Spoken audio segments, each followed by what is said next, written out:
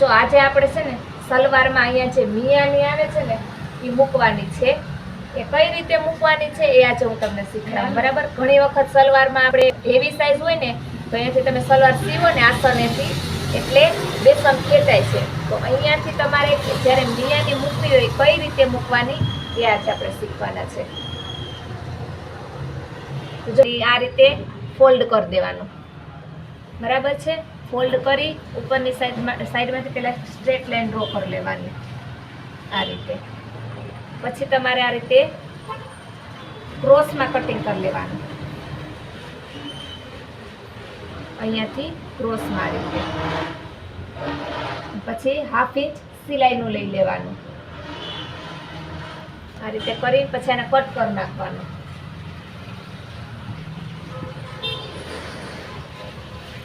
તમારે જેટલી મૂકવી હોય ને પોળી એટલી તમે મૂકી શકો. જેટલી સલવાર સાંકડી હોય ને એટલું તમે એમાં મૂકી શકો.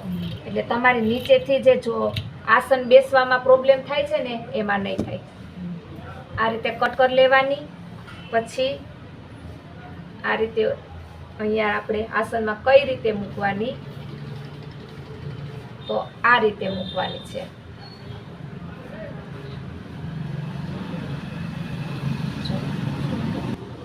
આ રાઈટ કાપડ હોય, રાઈટ અને રાઈટ બે સાઈડને આ રીતે ગોઠવી અને અહીંયાથી સિલાઈ લેવાની.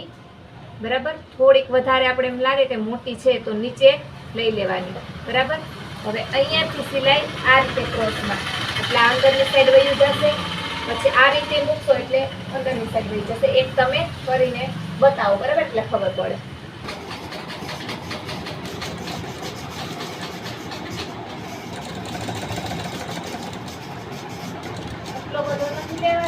નીચે જવા દીધો.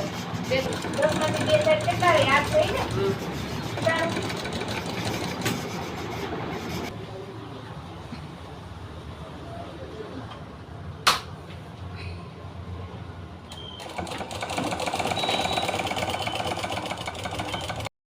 જો અહીંયા આપણે આ જે મેં તમને મિયાની લગાવતા શીખડાવી હતી ને એ કમ્પ્લીટ વ્યવસ્થિત લાગી ગઈ છે.